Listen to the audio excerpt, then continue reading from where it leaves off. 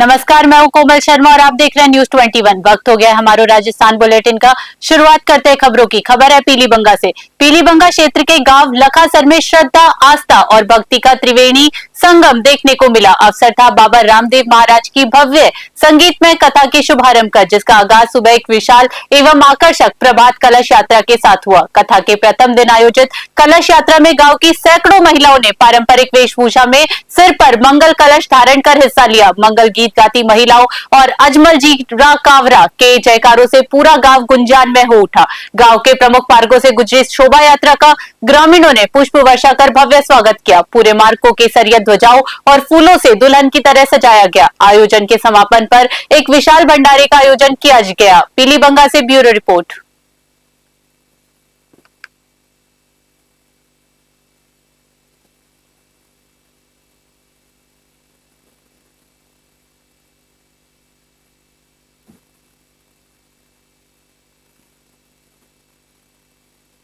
खबर धौलपुर से है। आपको बता दें, धौलपुर जिले में अवैध खनन के खिलाफ चलाए जा रहे पुलिस के विशेष अभियान के दौरान हाउसिंग बोर्ड चौकी क्षेत्र में जबरदस्त ड्रामा देखने को मिला। अवैध पत्थरों से भरी एक ट्रैक्टर ट्रॉली पुलिस की घेराबंदी देखकर बेकाबू होकर पलट गई। इस दौरान चालक अपनी जान बचाकर मौके से भागने में सफल रहा। जानकारी के अनुसार बता दें आपको, हाउसिंग बोर्ड चौकी प्रभारी राजकुमार के नेतृत्व में पुलिस टीम नियमित चेकिंग अभियान चला रही थी। गनीमत रही कि इस हादसे की चपेट में कोई राहगीर नहीं आया।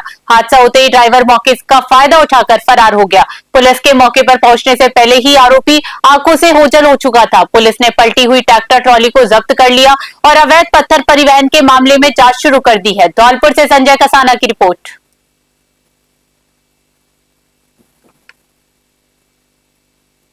एक बार फिर खबर धौलपुर से है, जहां विश्व हिंदू परिषद और बजरंग दल के संरक्षण में रामनवमी भव्य शोभा यात्रा समिति द्वारा आगामी 26 मार्च 2026 को निकलने वाली विशाल शोभा यात्रा की तैयारियां जोर शोर से शुरू हो गई। इसी क्रम में आज समिति के पदाधिकारियों द्वारा कार्यक्रम के पोस्टर का विधिवत विमोचन श्रद्धा और उत्साह के साथ किया गया। पोस्टर विमोचन कार्यक्रम का शुभारंभ भगवान राम के चित्र के समक्ष दीप प्रज्वलन एवं पुष्प अर्पण के साथ हुआ। इसके पश्चात उपस्थित अतिथि और पदाधिकारियों ने भव्य रामनवमी शोभा यात्रा के पोस्टर को सार्वजनिक किया। इस दौरान समिति के सदस्यों ने यात्रा को ऐतिहासिक और भव्य बनाने के लिए अपने अपने सुझाव साझा किए। शोभा यात्रा के संरक्षक पूज्य महंत हनुमान दास महाराज ने युवाओं को प्रभु राम के आदर्शों को जीवन में उतारने और धर्म के मार्ग पर चलने का संदेश दिया। धौलपुर से संजय कसाना की रिपोर्ट।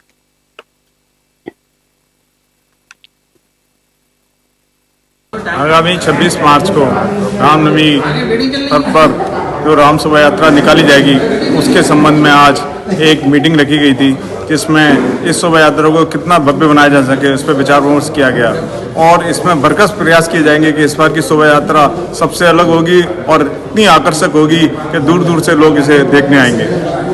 आगामी 26 मार्च को रामनवमी पर्व पर जो राम शोभा यात्रा निकाली जाएगी, उसके संबंध में आज एक मीटिंग रखी गई थी, जिसमें इस शोभा यात्रा को कितना भव्य बनाया जा सके उस पर विचार विमर्श किया गया। और इसमें भरसक प्रयास किए जाएंगे कि इस बार की शोभा यात्रा सबसे अलग होगी और इतनी आकर्षक होगी कि दूर दूर से लोग इसे देखने आएंगे। आगामी 26 मार्च को खबर सोजत से है, जहां राजस्थान उच्च न्यायालय ने पुलिस कार्य प्रणाली और जमीन कब्जे से जुड़े एक मामले में कड़ा रुख अपनाते हुए बड़ी कार्यवाही के निर्देश दिए। सोजत के बगड़ी नगर थाना क्षेत्र की बड़ा गुडा चौकी से जुड़े इस प्रकरण में लापरवाही और गंभीर आरोपों के चलते एएसआई प्रहलाद सिंह को निलंबित कर दिया गया।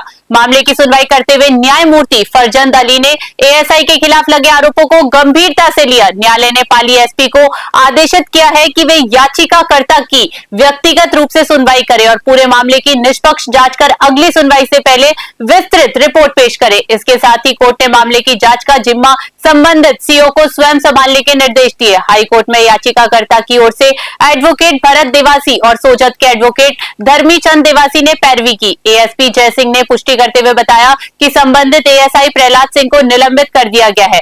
उन्होंने स्पष्ट किया कि विभाग मामले की गहराई से जांच कर रहा है और किसी भी स्तर पर कोताही बर्दाश्त नहीं की जाएगी। हाईकोर्ट की सख्ती के बाद पुलिस महकमे में हड़कंप मच गया। पाली से ललित तिवारी की विशेष रिपोर्ट।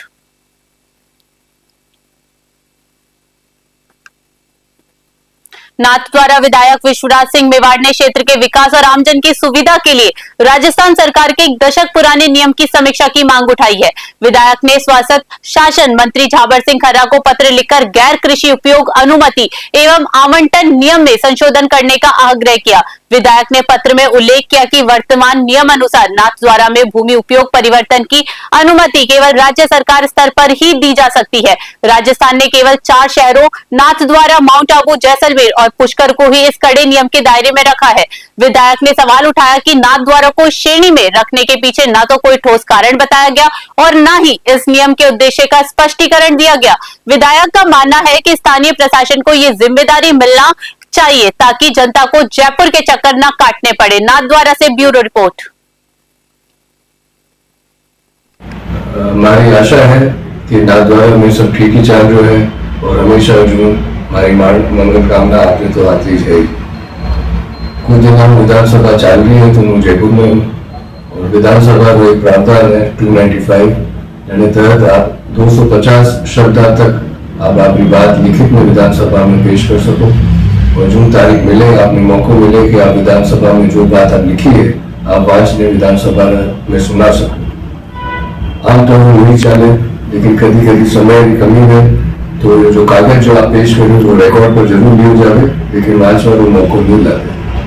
आज भी यूनिश लोग तो अन्य वास्ते जो मैं विधानसभा में वाचने को मौका नहीं मिलूँ तो वो आप सभा में वास्ते आप हमें वो हमारा कागज वांच लो जो खास नाथद्वारा शहर में वास्ते।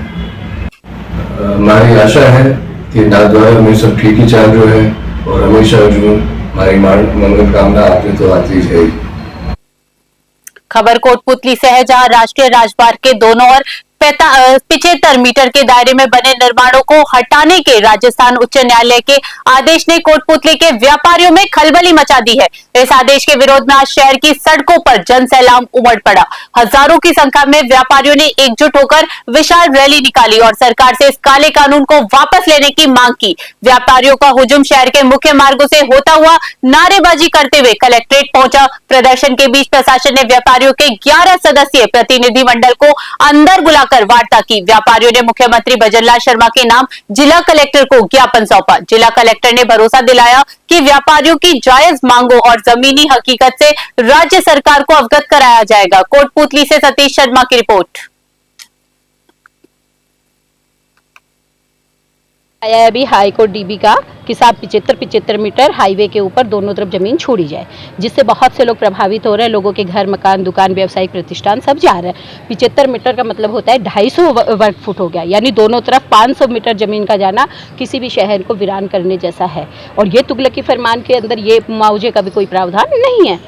इसके विरोध में यहाँ के जो प्रभावित लोग हैं और देश इस क्षेत्र के, हमारे कोटपुतली के आसपास के इलाके के सभी गणमान्य लोग आज एक धरने में शामिल हुए, जहाँ सामूहिक रूप से आज ज्ञापन देने के लिए हमारे डीएम मैडम के पास हम लोग आए हैं। यहाँ हमारे कोटपुतली क्षेत्र में मैंने देखा है कि अभी हाल ही में जिला बना है ये, और इसके अंदर जो तुगलकी ऑफिसर बिठाए जाते हैं, ये बहुत लंबे समय से एक प्रोसेस हमारे यहाँ चल रहा है कि जब भी डीएम के पास कोई ज्ञापन देने आओ तो गेट के ताला लगा दिया जाता है। इसके मैं कई उदाहरण देना चाहूँगी कि एक बार सुधांशु पंत जी आए थे, उनसे मिलने के लिए यहाँ के जनप्रतिनिधि आए तो उनको एक कमरे में बंद कर दिया गया।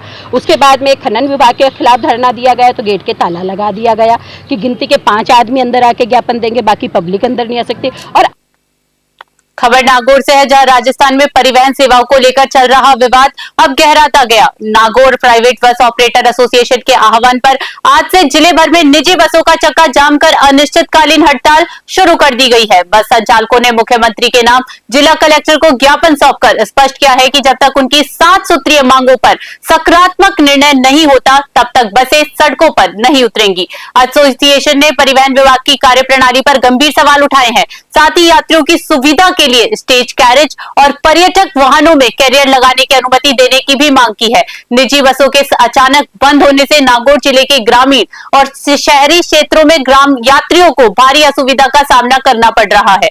बस स्टैंडों पर यात्री घंटों तक बसों का इंतजार करते नजर आए। नागौर से मोहित रंकावत की ग्राउंड रिपोर्ट।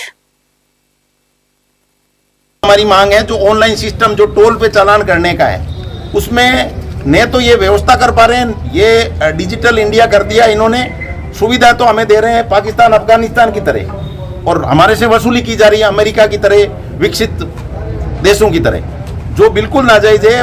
कोई भी टोल पे निकलते ही चालान निकल जाता है 10-10 हजार 20-20 हजार, एक एक गाड़ी का लाख-लाख 2-2 लाख रुपए का चालान है। और गाड़ियां इतने रुपए की 5-5 7-7 लाख की गाड़ी होती है, उसका 5 लाख का चालान हो गया, वो मालिक कैसे जमा कर पाएगा। जो छोटे बस ऑपरेटर हैं वो पूरी तरह समाप्त हो रहे हैं, जबकि न्याय व्यवस्था के छोटे को साथ लेकर चलने वाली कहानी रहनी चाहिए। डिजिटल इंडिया है, मोदी जी का विजन है, फिर भी हमें इस तरह परेशान किया जा रहा है कि पूरी बसें छोटे ऑपरेटर हैं बिल्कुल खत्म हो रहे हैं और कोई सुनवाई नहीं हो रही है। कहीं भी चले जाओ। एक बार फिर खबर नागौर से है। आपको बता दें, सर्वोच्च न्यायालय के वर्ष 2022 के ऐतिहासिक निर्णय के बाद अब देश भर में सांस्कृतिक और धार्मिक महत्व वाली पवित्र भूमियों के संरक्षण की मुहिम छिड़ गई है। इसी कड़ी में नागौर जिले में मंदिरों के आसपास स्थित प्राचीन जंगलों और ओरण भूमि को सुरक्षित करने के लिए राजस्व और वन विभाग ने साझा मोर्चा खोल दिया है। विभागीय आंकड़ों के अनुसार नागौर जिले में अब तक राजस्व रिकॉर्ड के आधार पर लगभग 6,468 हेक्टेयर ओरण भूमि को चिन्हित किया जा चुका है। वर्तमान में सर्वे की प्रक्रिया युद्ध स्तर पर जारी है। इस पूरी कवायद का उद्देश्य इन जमीनों के मूल स्वरूप को बचाए रखना है, ताकि भविष्य में इनका कोई व्यावसायिक उपयोग या गलत आवंटन न हो सके। ओरण भूमियां सदियों से ग्रामीण अर्थव्यवस्था और पारिस्थितिक तंत्र का हिस्सा रही है। यहाँ मौजूद प्राचीन पेड़ पौधे और जीव जंतु न केवल पर्यावरण संतुलन बनाए रखते हैं, बल्कि स्थानीय लोगों की आस्था से भी जुड़े होते हैं। संरक्षण सुनिश्चित होने के बाद इन जमीनों पर भविष्य में किसी भी प्रकार का अवैध अतिक्रमण या गैर वाजिब आवंटन कानूनी रूप से असंभव हो जाएगा। नागौर से मोहित रंकावत की खास रिपोर्ट।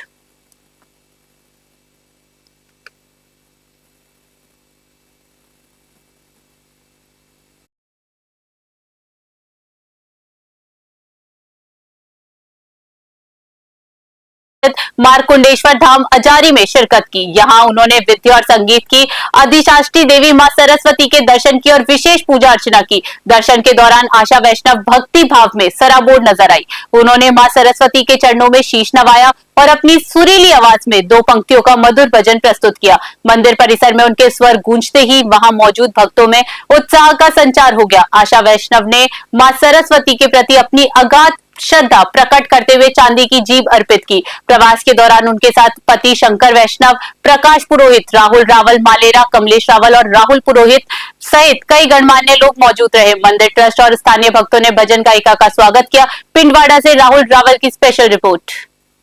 बहुत अच्छा लग रहा है। बहुत ही लंबे समय के बाद अजारी सरस्वती में आई हूँ और जब भी मेरा यहाँ से सफर रहता है आगे कार्यक्रम का, तो मैं अजारी सरस्वती दर्शन करने जरूर आती हूँ।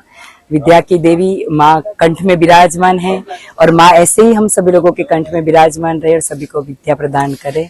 तो आज अजारी सरस्वती के दर्शन हुए, बहुत ही अच्छा लगा। हमारे राजस्थान बुलेटिन में फिलहाल के लिए इतना ही। देश दुनिया की बड़ी खबरों के लिए बने रहे News 21 पे। नमस्कार।